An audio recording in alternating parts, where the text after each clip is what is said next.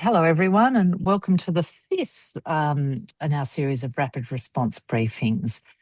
The aim of these briefings is to bring together as quickly as possible climate and energy researchers to unpack issues in the context of unfolding events and things that are beginning to be discussed or should be discussed more or in specific ways.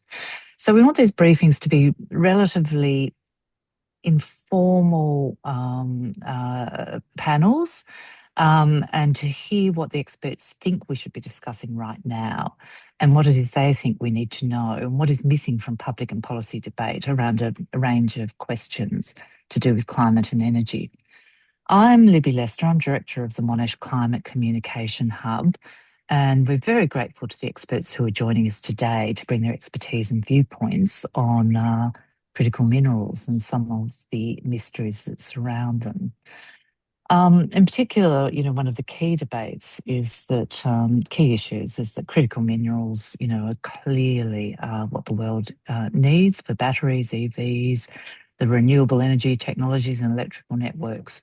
But having the minerals in the ground is one thing, turning them into a competitive, environmentally sustainable, and also importantly, locally supported industry is another. So as global demand grows, Australia faces a big question. Should we continue digging up critical minerals and shipping them overseas, or can we capture more of their economic and their social value, and in part by processing, refining and manufacturing them here? So today we're joined by Professor Kwokan Vespanani, who's a Professor of Economics at Pacific Action for Climate Transformations in Monash Business School at Monash University. Professor Mohan Yelashetty is a Professor of Resources Engineering in the Department of Civil and Environmental Engineering at Monash Uni. And Razat Noor is a PhD researcher at Monash University School of Social Sciences. And Razat is investigating the dynamics of social licence to operate in Australia's critical minerals sector. So, as usual, we'll ask each of the panellists to provide a brief introduction to a few points about themselves and their expertise, and then a few points on what they think we should be talking about in terms of public and policy debate. Then we'll head into a discussion. We'll provide contact details on a slide at the end so you can follow up directly with any of the panel members. So, Kwokan, would you like to start? Yes, thank you for that opportunity. Thank you very much. My name is Joaquin Vespignani. I'm a professor of economics and I specialize in critical minerals. In particular, over the years, I've been studying how difficult is invest in critical minerals, how difficult is. We published recently with my co-author Russell Smythe in Nature Communication what is called the first economic theory of critical minerals, which explains why it's so difficult to invest in critical minerals. Some of these issues are related to the fact that the extraction of critical minerals takes much longer than fossil fuels, for example. So over that period of time, it's very hard to really to make decisions in terms of investment. So that's why the normal economics or what we know about investment strategy in project development exhibit market failure. So it doesn't work as it works with fossil fuels, for example. One of the topics that I want to talk about, and I think that is missing in the media, is that what means security in terms of renewables. So this is quite different to fossil fuels, as we can say. So the fact that Australia is one of the largest reserves of most critical minerals, it doesn't actually mean energy security at all, because what matters is the process and the final product, which is generally done in China. So one of the issues there is that as we move from clean energy from fossil fuels to clean energy, I think that we haven't figured out yet what energy security looks like. In terms of oil, generally speaking, it's important to understand that the markets are integrated. It's a huge market and they're integrated. So generally, if you don't have oil from one country, you can get from another one. Relatively easy to substitute. With critical minerals, this is much harder. It's what we economics call it thin markets. So the markets are so small that there is not an international price and they are not integrated. So it's very hard to substitute in the short term. And also it's important to understand that critical minerals, if we compare it with fossil fuels, attract much more value into the processing and refining stages. For example, if we look at lithium, the lithium that we produce in Australia, we export around $9 million, and China transform it in $90 billion. So they add 10 times the value. So, and at the end of the day, our lithium doesn't give us any energy security at all, because if we want it to process, you need to go all the way to China and keep to be processing, etc. So this is a very challenging for Australia because one of the things that probably someone studying social sciences will know that better than me, but in general, 75 to 80% of the critical minerals are processing and refined in autocracies, China, Russia, etc. So it's quite difficult in democracy to convince communities which in terms of that refining is critical. Yes, that's the point that I'm going to bring first. And also let me bring another one that we've been studying for a while, which is that Australia have a great opportunity in refining and processing for few reasons. One is because it have one of the best mining practices in the world. According to the Fraser Institute, the more sustainable practice in the world of mining are in Australia, Canada, only a few countries. So the alternative of processing somewhere else is environmentally worse. We need to make that clear, because generally we are looking at environmental issues in our backyard, but as decarbonization is a global phenomenon and climate change is a global phenomenon, what we are generally concerned is the global issue. So it's quite interesting that no one bring the issue that refining or processing in Australia is more environmentally friendly than do it in other countries. So that is, an important issue to address. Also, Australia have the potential, because it have very big lands and relatively small population.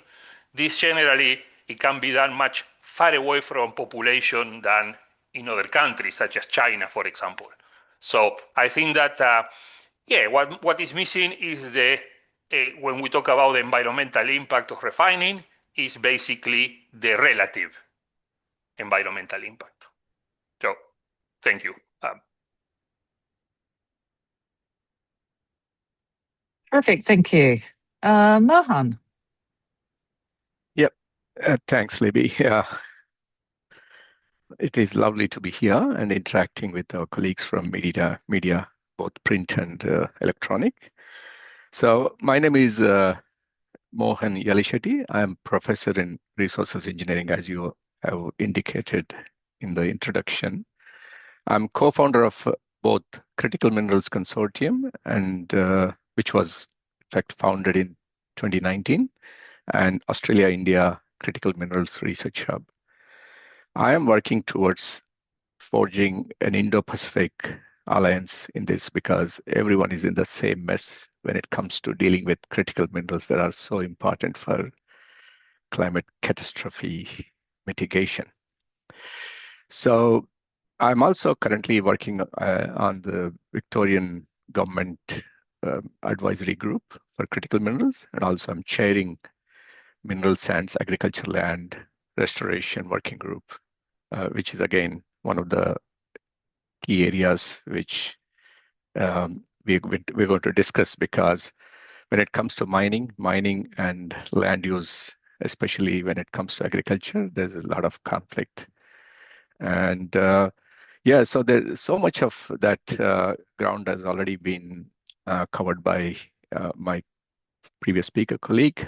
So what are the main things that are yet to be kind of worked out here is how we can work in partnership with our partners and allies, especially to make this, because most of Australian critical minerals list reflects the lists of, for example, the United States, the UK, the European Union, Japan, our trading partners, right, and allies and partners like, of course, for example, India. India has 30 critical minerals.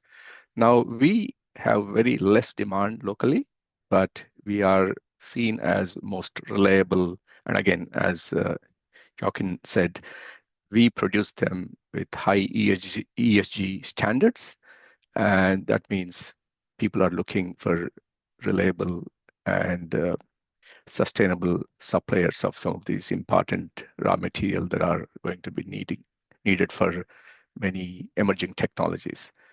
Yeah, so I'm looking forward to further discussion on some of the topics, both because it's a mainly market issue based on our extensive research over past decade and a half, and how we set up that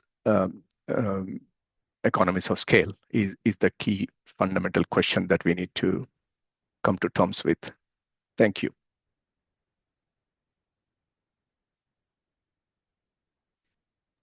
Terrific. Thank you. And Rasa.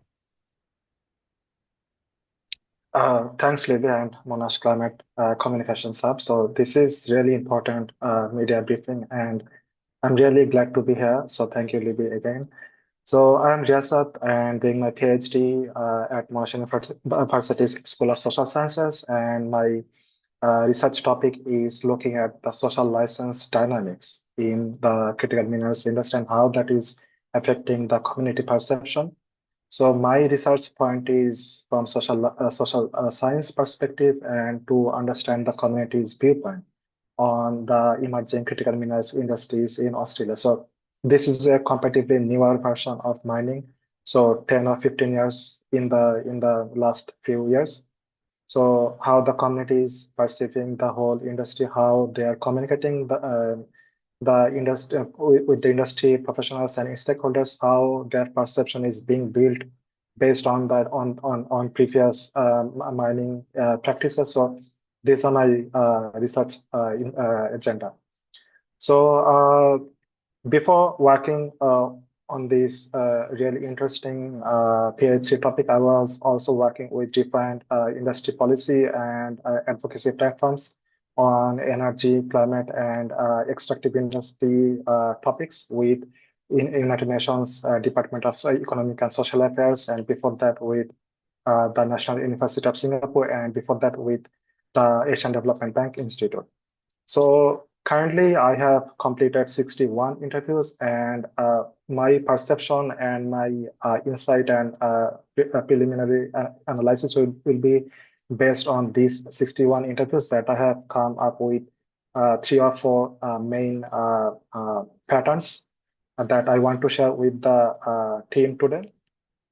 So first of all, one of the main talking points that I was finding in the whole interview, almost from everyone, was that the lag between local and federal governments. So there is a power imbalance that needs to be understood, that needs to be investigated. So when I say that this power imbalance, that means that when it comes to real policy making versus deliberation and implementation, ground implementation. So there's a synergistic gap. So so the communities and the local government are much more on the grassroots level who perceive the need of the whole critical minerals in a different way when it comes to actual resource allocation, and implementation. So that is being not fully understood from the federal and state government. So that is my viewpoint number one. Number two would be the social licenses current dynamics based on other industries, other infrastructure industries previously that had similar social license practices. So similar industries would be conventional mining, such as gold mining, then different transmission line projects, different renewables projects. So people were aware of this, not in my background, not in my backyard movement. So similar things is being expected in the critical minerals industry. So if we do not, uh, bridge the gap, then there can be a bigger problem that needs to be understood and studied. So when it comes to these cumulative impacts that we term as triple threats from mining, renewables, and transmission line projects. So this triple threat can define and shape the current dynamics of social license, and that can lead to a whole new different agenda for social license in the future days. So how the current dynamics is being unfolded, how the future patterns might arise. So that is another point that needs to be understood. So these three are my main talking points today, but I'll be happy to take any questions and discussions from the panel and the journalists. Thank you again, Libby, for this opportunity. Look forward to having this discussion. Thank you. Okay, thank you. So we'll just go into a sort of a discussion and any questions. Has anyone who has joined us in real time, are there any questions from the people who are there here with us?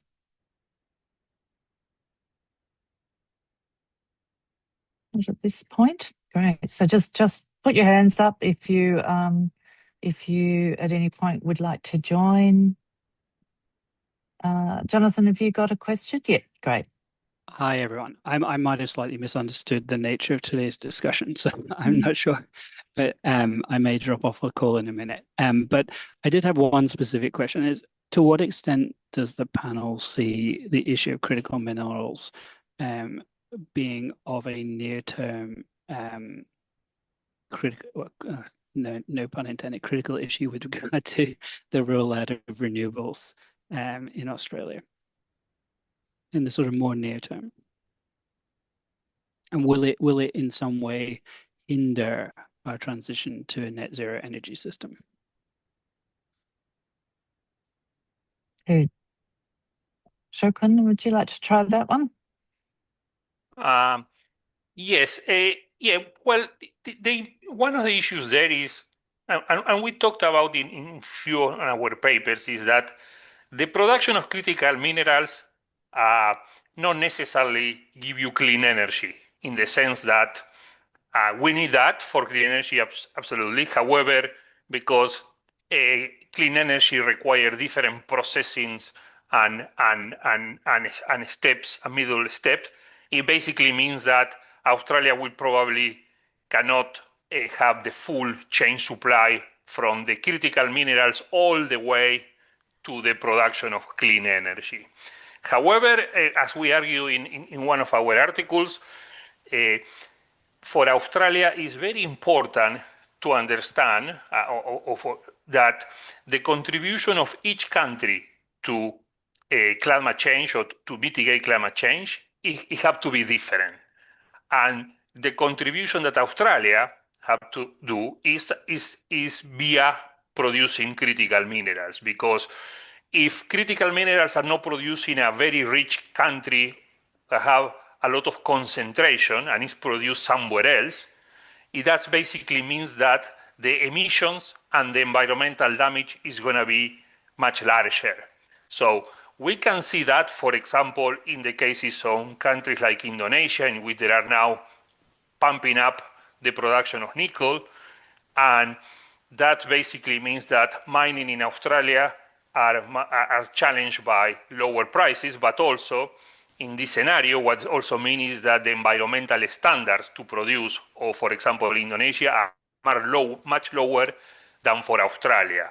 So I think that let's be clear, without critical minerals and without increasing substantially the amount of critical minerals produced by countries such as Australia, where they have it, and have higher environmental standard, it will make energy transition very difficult, very costly, and full of chain supply disruptions, which actually means that it's going to take much longer. So that's why I think that the point that I always try to make is that each country has to contribute in different way. And the Australia way should be focused on what Australia have, which is critical minerals, pump up the production.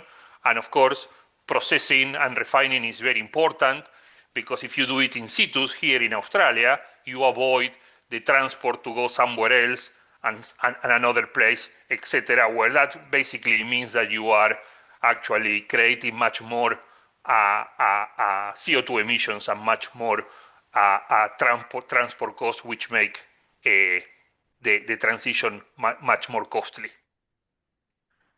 Can I Mohan, ask a did you quick want to follow-up respond to that? question? Oh, sorry. Yes, sure. Jonathan, go for it. Oh, sorry. I just wondered, so I understand the point is then that the greater the production in Australia and the better it is for Australia and the better it is more global for everyone across the globe. If we proceed with business as usual and do nothing in addition to what we plan, is it likely that we will be able to, is it likely that we will be able to source enough critical minerals to make the transition, or do we have to increase production and processing? Yeah, if So I can come. you go. You want to answer, Mohan? Yeah. So first of all, let me take a step back. Jonathan, that's a fantastic question. So if I go back to the Net Zero Australia report led by Professor Robin Batterham of Melbourne University, the former chief scientist. So they have put some numbers, they did some number crunching. And to reach the net zero targets by 2050, and there's an interim benchmark that we need to achieve, or interim target that we need to achieve by 2030. So over and above according to that report, over and above the existing 196 operating low emission projects, we in the country need to have, by 2030, I'm talking of, 98 gigawatt of solar photovoltaic. That means about 135 projects, and about 49 gigawatt onshore wind, which accounts to 79 projects, and 0.5 gigawatt offshore wind, which is one project. And in total, this is 3 times the capacity of national electricity market, right? And by 2050, this is about 40 times the national electricity market. So that means we have got a staggeringly big number, which is, if you are to make this practically workable, we need supplies. But supplies are currently constrained, or mainly concentrated in one country. Why we are discussing critical minerals today? Because critical minerals, they've got some market flaws. Otherwise, it could be just a bulk mineral, right? Copper, zinc, lead. Because the market flaws are the ones which defines these minerals being critical. What is that? Volatility, unpredictable commodity prices, because there's huge market power in one country, and that means that country can dictate the terms. And then you got high barriers to entry and poor availability of data. For example, if you look at copper, you can trace back 300 years of historical data. But whereas most critical minerals are, maybe last 10, 15 years. Even that also, it's so opaque. The market is so opaque. You don't know where and how. For example, if you take, for example, the rare earths itself, and my colleague has already said, we produce 50% of world's lithium concentrate in Australia, but we only derive just 1% of the total value. By total value is, let's say, $150 billion, we only get $1.5 billion. It's nothing, right? So that's where the problem lies. It's not at the mineral production stage. In some cases it is, but most cases it is the further downstream. That is where the major bottleneck is. And that means we need that supply and we need that assurance so that, all the downstream, because we do not have much manufacturing. Even if we produce, we just have to ship out in the short to medium term. So the problem is we need to work with our partners and we need to enable our partners to produce what we need, again, for our own climate change mitigation strategy and achieving net zero. I think the problem is much compounded. And so there's no clear answer or clear solution in a short to medium term. Thank you very much.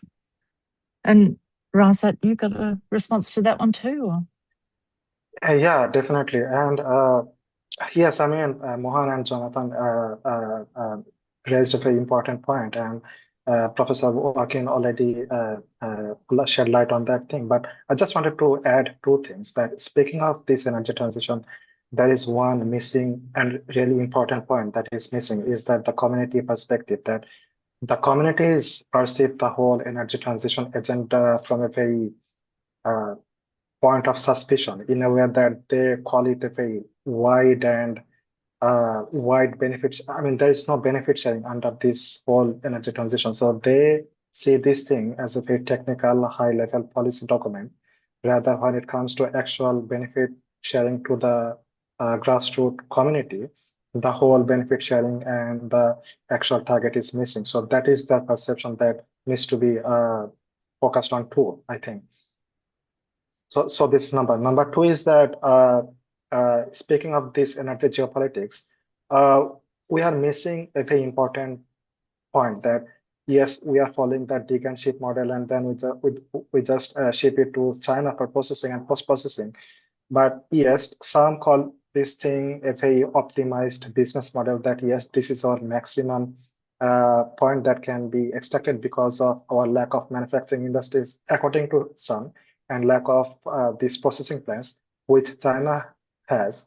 So yes, I understand the argument, but then again, as we have seen, Joaquin and Professor Mohan was saying that we are just getting just 1% of the whole value chain, and speaking of both financial and economic terms. So we're missing this thing. And yes, there is another argument that China has a very dedicated industrial zones only for this processing that doesn't have any sort of human civilization, any kind of townships near the whole these dedicated industrial zones. But then again, according to my understanding, Australia can have that too, because Australia has a very vast land, unused land, other than agricultural lands, which can be used. So I just wanted to make these points like important, because I am not focusing in my research. I'm not focusing on energy geopolitics, but in terms of energy transition and Australia's value maximization in terms of dig and ship model, we can think more, I think. So yes, just wanted to add these 2 points. Okay, thanks, Rasa. There's another question there. Sorry, 0136177. Hello. Yeah, hi there. Yeah, it's Melanie Burton here. I'm a journalist with Reuters. I cover the mining and metals sector, particularly critical minerals. Hello, Melanie.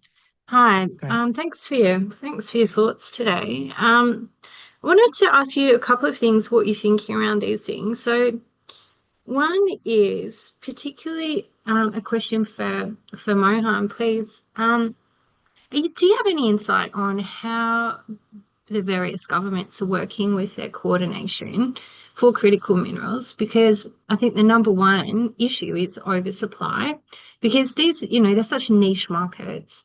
All we really need is one big tungsten mine. All we really need is one big antimony mine, one big, gallium circuit on an aluminium plant. And so it really seems that everyone's hell for leather, who is fastest to market. And so, to my mind, it's very easy to see a situation where we're not worried about China oversupplying. It's actually this sort of Western pipeline that's being oversupplied. Second issue is high energy costs with lithium. The main reason Australia is such, a high cost processor is because of our energy costs, which means that actually the big barrier for critical minerals is the energy, not the critical minerals. And the third one is, I noticed we're talking a lot about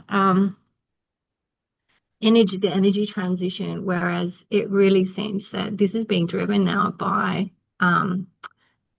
defence. So, for example, within Victoria, we've got the Donald Project, right? That's owned by Energy Fuels. That's going to feed right into the US defence machine, right? Energy Fuels got 725 million from the Department of War. That's not going into, green energy. And I think that is something that, could socially be an issue. Three big topics, I'm sorry. No, great questions. Thank you. Mohan? Yeah, probably. Yeah, I'll let to apologize my other two colleagues, so they won't get any chance to respond. But anyway, after I answer, but that's fantastic. I think how. So I'll go with first question: how different governments are working.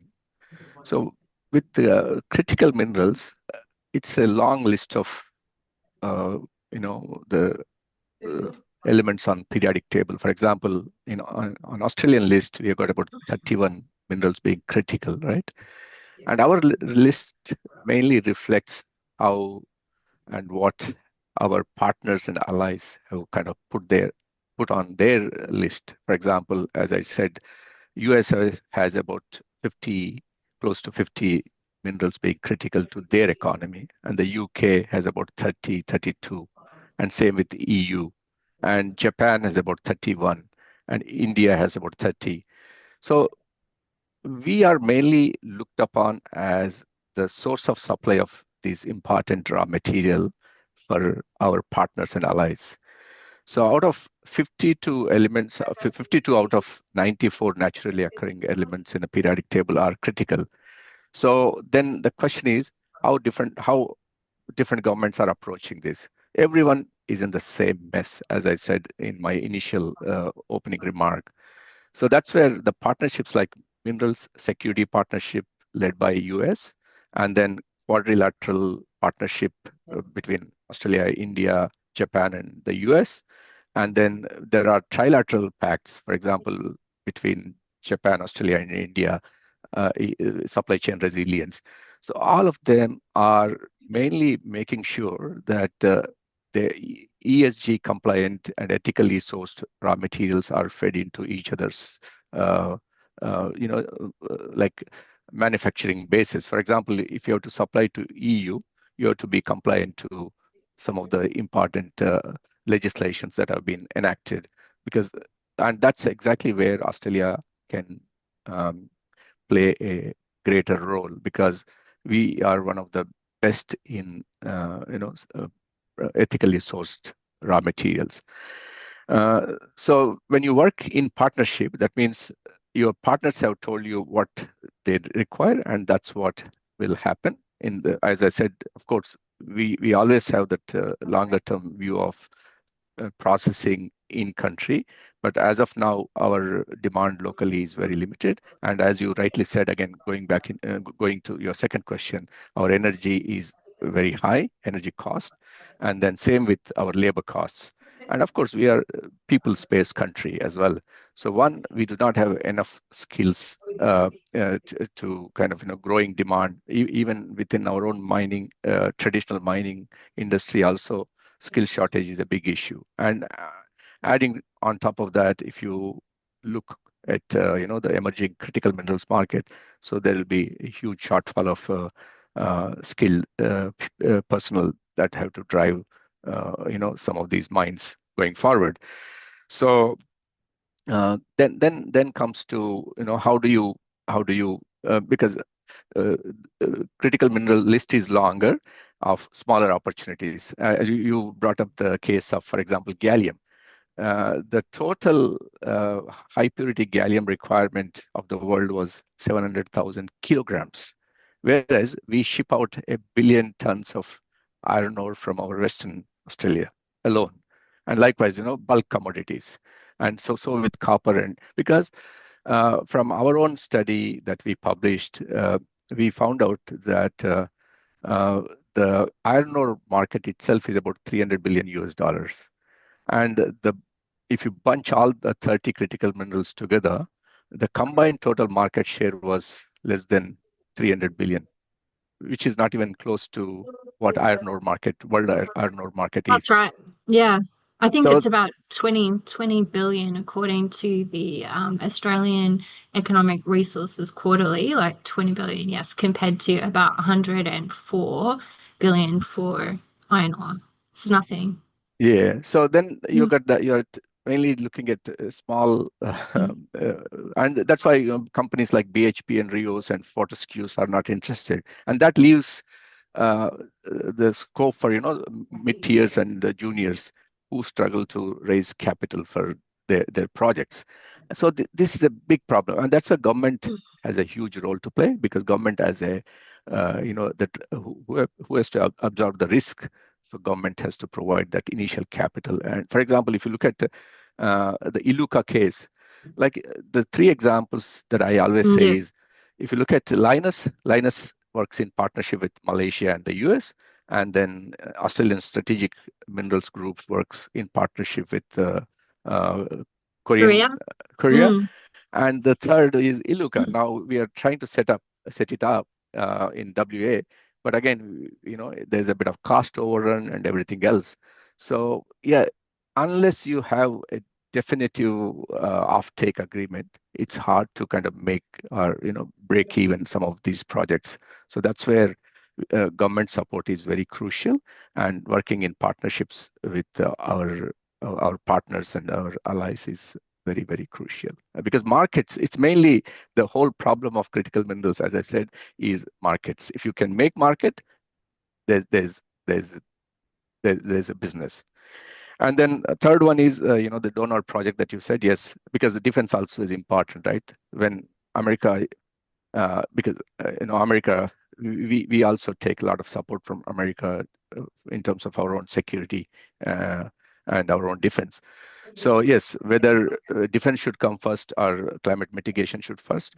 So perhaps both are equally important. So I'm not an expert in which one to comment which one is more important, because there are many of countries in the Pacific Islands which are having existential threat if we do not mitigate the climate change and its impacts with rapid response.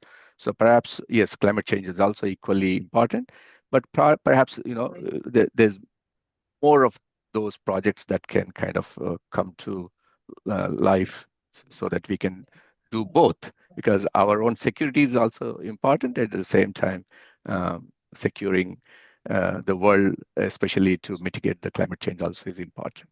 So Thank you. I could answer some of your questions. Yeah, thank you. Great, thanks, Melanie.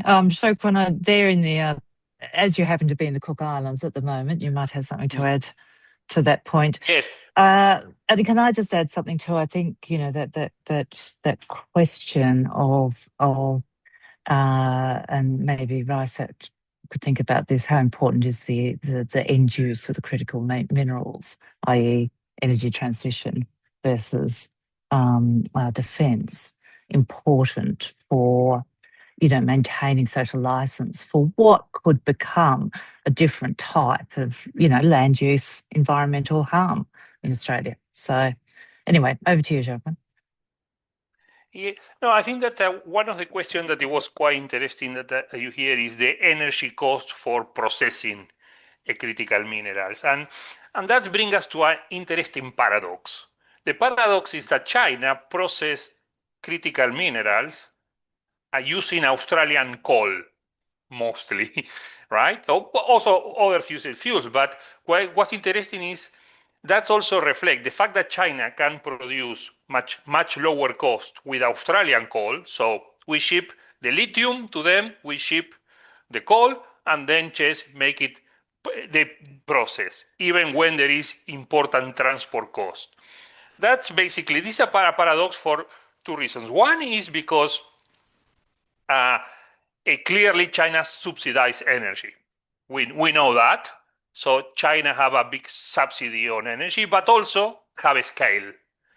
A scale is something that you can only achieve if there is, in my opinion, if we want to achieve a scale significantly to reduce the cost, we need a government intervention, because that is not gonna, markets won't solve this problem in the short term. Because competing with China in terms of scale is impossible, but at least we can significantly join forces if the government intervene. And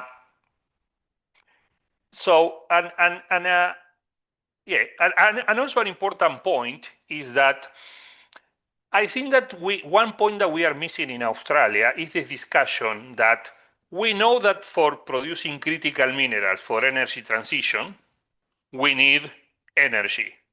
So if we penalize and clearly the energy of fossil fuels is something quite different, because one is gone, you cannot recycle it, and also it doesn't need storage. So, from coal or from oil to production, to transport or to energy is much simple than with critical minerals that generally we use for batteries and require, and they last much longer, but also can be recycled potentially. So the question is that it never been here in Australia is, one thing is just to produce coal.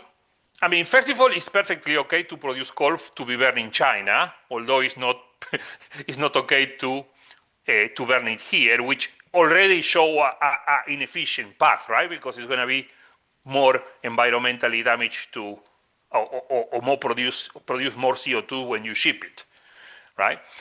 But also, I think that what we need to start to distinguish in this conversation is that one thing is to produce coal to produce energy.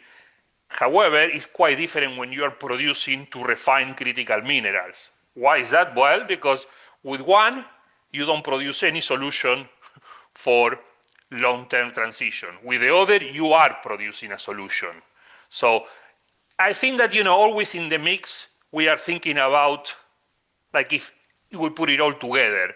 And the reality is that, I think that if Australia produce coal, or keep producing coal to process critical minerals, okay, the joint benefit is much more important than produce it just to burn it here or to export to China.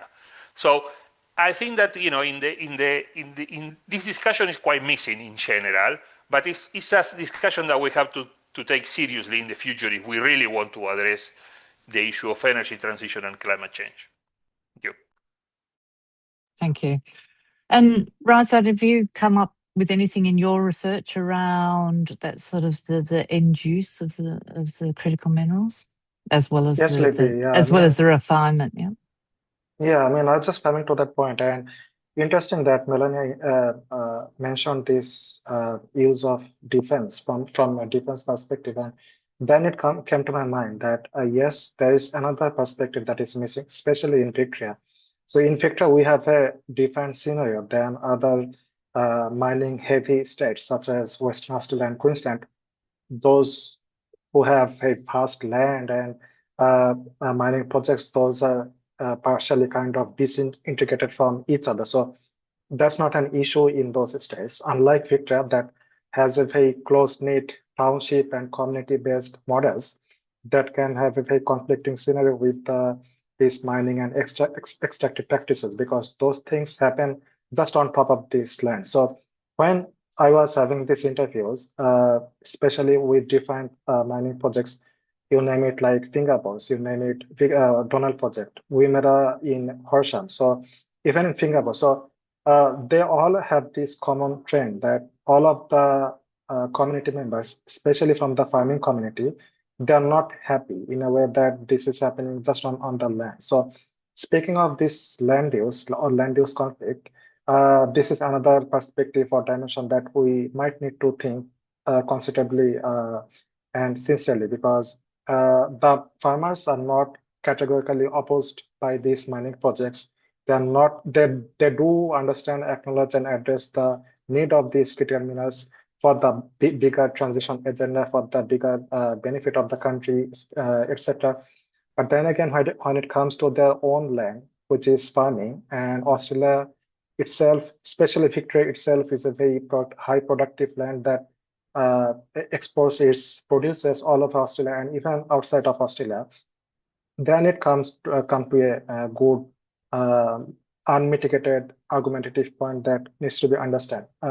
So that is why I am working. So interestingly, this point is almost missing everywhere. That yes, we talk about the energy transition perspective. We talk about the bigger land use conflict. We talk about land rehabilitation topics, but not the conflict between farming and the mining communities. So that is another point that I would like to think and share with our journalist friends. Thank you. Thank you.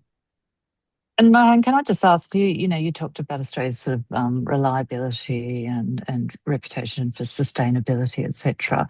I mean, can you see how any of these sort of land use conflicts on the ground in Australia could impact that reputation and actual practice in terms of exports? Yeah, thanks, Libby. Again, we are best in the world when it comes to METS sector. METS stands for Mining, Equipment, Technology and Services. And we are also one of the best in the world when it comes to ESG. So for example, I was in Canberra about 4 weeks back, testifying before a federal parliament, joint parliamentary committee on ESG and what things needs to be done. So we have a proper process, right? We go through a there are elected public representatives who listen to different voices. And I'm also chairing currently the mineral sands agricultural land restoration working group in Victoria. If you look at Victoria is a classic case, as Riyasat alluded to. We only hold 3% of national agricultural land, but we are 8x more productive, meaning we contribute 25% to agricultural produce of the country. But there is an alarming rate that agricultural land is being withdrawn, and then housing, because Victoria is one of the fastest growing kind of population. So that means a lot of agricultural land is now being diverted to human settlements. Now this conflict, and if we can find an amicable way or a way that both can coexist, that's the best model that the rest of the world can kind of take from us. This is a classic case of where we can test what works in, how we can make things work in our jurisdiction, right? And again, that is in the best interest of everyone, win-win. It's not only win and lose, it's win-win for both farming communities and also mining, and of course government as so the traditional model of dig and ship, and then okay, the legacy is left. For example, if I go back to our own research, my own research group's paper from 2020, we were the first to document all the mining occurrences of the country, and we found a staggeringly huge number of abandoned mines, 80,000 of them in the country. So why there's a mistrust between the communities and mining is we have not done our duty, our due diligence in the past so well. But again, now you cannot judge the future performance based on what we did or what we did not do in the past. So if you look at most places, we are able to find consensus, or we have made many of our processes much better, approval processes more rigorous and grounded in evidence and community. For example, even our own research, for example, a research paper we published that was, again, similar to what Riyasat is doing. Local governments have got no role to play. So now we need to have a legislation that is forward-looking. We only don't look at best practice, but next practice. That will be a game changer, and which will bring in win-win. So again, going back to your question, I did not answer it so far, but what I'm saying is, I don't see, because we have come a long way in terms of managing how mining occurs with due respect to communities and how that mining benefits are shared among the communities that are around. I think we are one of the best examples in the world. So from learning from those examples, I'm hopeful that we'll be able to navigate any such conflicts that arise from mining and communities in a way that is amicably, agreeable to all the parties. And I don't see we will have a deadlock in terms of we cannot manage some of these such conflicts. I'm very hopeful because I call myself a dangerous optimist. So when you have such a such a legislative structure, we can find ways out. Has anyone got some last comments or thoughts? Teresa. Thanks, Professor Mohan. Yes, I just want to extend his message to bit from social science perspective that my research topic is social license, and that is a very important point at this certain point, because that was the talking point, especially from policymaking, that the federal government called on for this, especially inquiry that Professor Mohan was mentioning, that I was also fortunate to go there and present my case, that the social license dynamics / the community perspectives on the critical minerals industries that needs to be understood. So the whole mining technical points, energy transition, yes, there's a very high level policy / technical points that needs to be understood, that needs to be studied, etc. But then again, at the same time, this low hanging fruit that the social license is, if we can emphasize on this thing, then the farming community will be happy, the general community will be happy, the indigenous communities will be happy. And when the communities will be happy, my message and understanding is that the whole energy transition and critical minerals extraction and practice will be even easier. So when it will be easier in our own homeland, then it will be easier to think about the bigger pictures, such as going beyond dig and ship model, going to other countries for a more friendly and value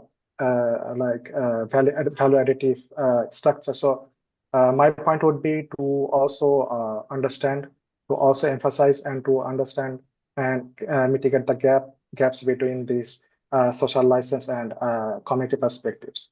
So that is my final message, Libby. Yes. Okay. Thank you. Right. Well, if I can quickly add, sorry, Libby.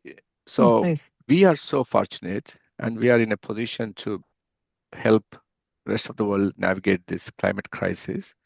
Because when you look at the 10 elements that are required for battery, generally when we look at critical minerals, we either talk of electrification or electric vehicles or batteries.